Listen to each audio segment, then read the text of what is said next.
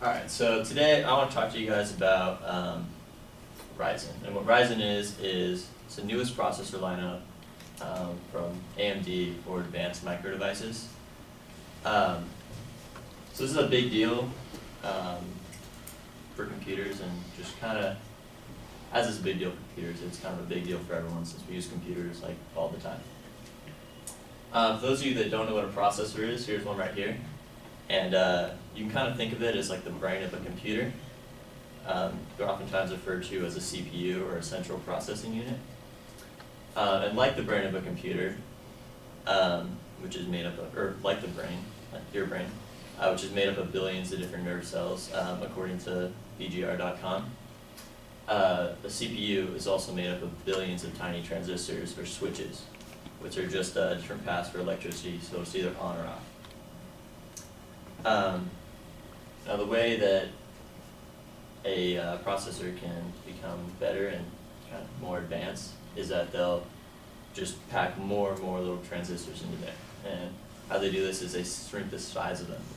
So now Ryzen is built on an architecture that has 14 nanometer transistors, which is just tiny. And that allows them to create billions of them and put them on a single chip. So Ryzen is something that has created like a lot of hype recently, since AMD, has been around for a while. There's AMD and Intel that both kind of compete directly in the processor market.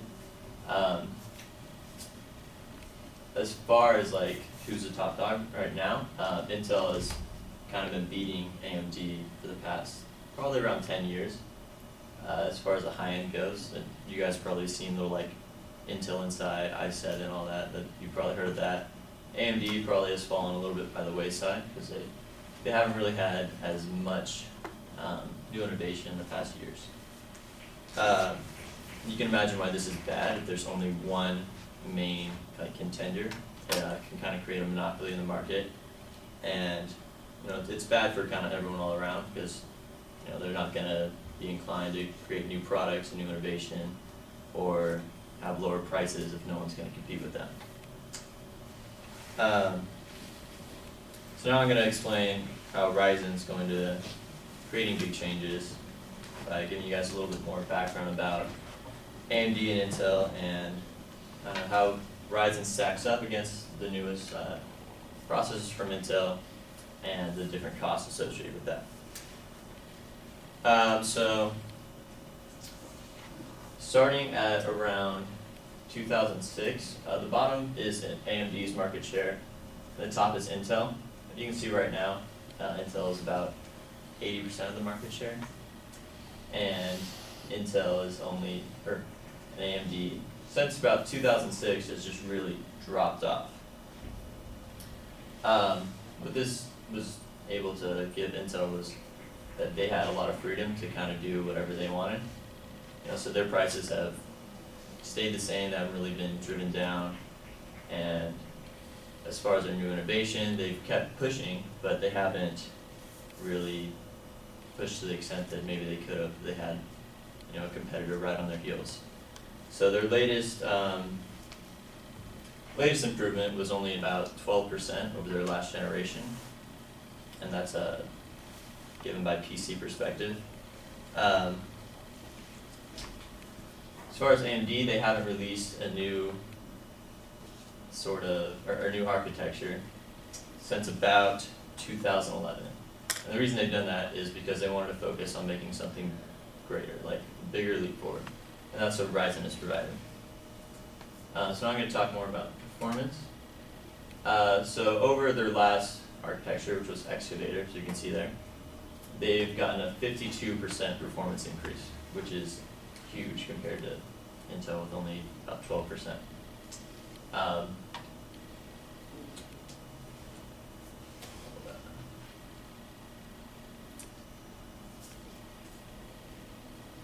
So this next slide here is going to show Ryzen 7 1700 is one of their newest processors that's come out. Here's it showing against basically the newest mainstream processor from Intel, which is the Core i7 7700K. and Cinebench, which is it's a benchmarking tool that basically just renders a 3D image, and it takes the amount of time for that, and it will give you a little score based on how well it does. According to that, the Ryzen 7 is beating it by 47%, which is a huge margin.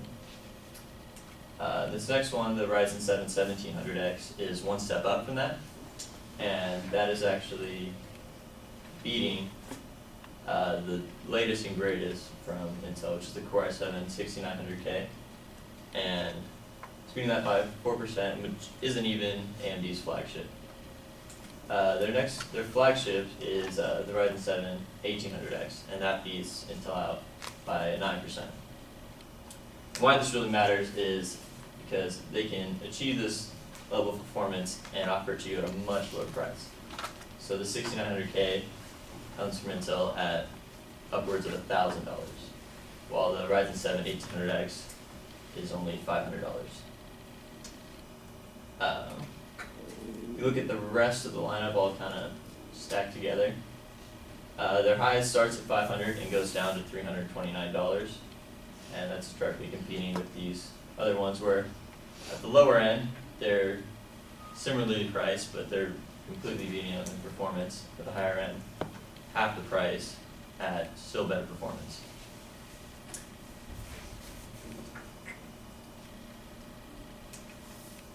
And what this means is, as Intel or as AMD continues to release their full lineup of Ryzen, which goes down to Ryzen 5, which is going to come here in April, and all the way down to Ryzen 3, which is going to come sometime in the following months. They haven't released a date yet, but the prices are going to continue to drop, while performance is still going to be adequate and it's going to be matching Intel. And so in conclusion, Ryzen is just going to be a huge improvement for AMD, and it's going to help them to gain back their market share and to increase their profits, which in turn is going to help consumers because they're going to be able to get better performance at lower cost, and it's going to increase the competition in the market, which will in turn push more innovation and help out kind of everyone there.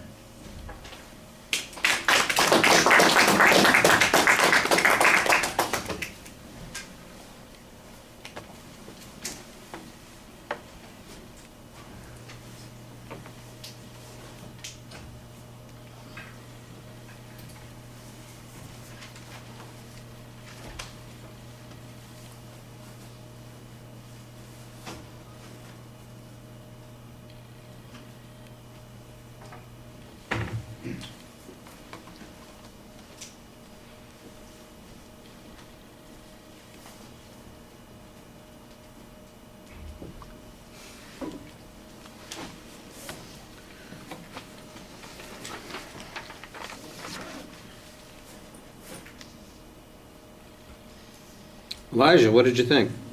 I thought it was a pretty good presentation.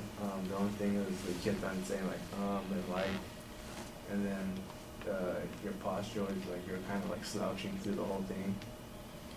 Then other than that, it was pretty good.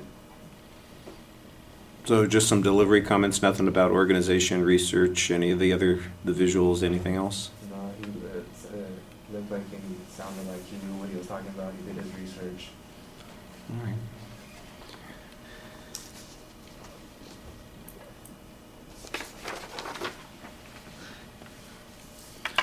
All right, well, I would agree. It sounds like he knows what he's talking about. I'm just not sure that we know what he's talking about, and I think that that's the problem. When you've got an informative speech, you really need to help people out a little bit more. I can tell that you see that there is a big difference between the new processors from Ryzen or from AMD compared to what they had before and compared to the Intel systems that are going on there. At the beginning, you have a little bit of an explanation about the transistors and the number of nano units and all that kind of stuff that's going in there. And then later on, we get a whole bunch of statistics about performance. I'm going, most of us need to know when you're talking about performance, well, what are you talking about? Is it faster, cleaner, brighter picture? Is it hold more information? Does it give you the answer differently? I mean, when you say performance, I'm going, well, what does that mean? I assume, for example, that if you were a gamer, you would probably be looking at how responsive the images were to the interactive tools that you use, the joysticks or the buttons or whatever the heck it is that you're using as your interactive thing. So that would be one measure of what you're talking about as performance. But I'm imposing my own guesses on this as opposed to having you explain it to me. So I'm going, okay, so it's 39% better than Intel. In what way? I don't know in what way it is. And that to me seems like that's a pretty important piece of information, because that's the whole thing that you're making the comparison on.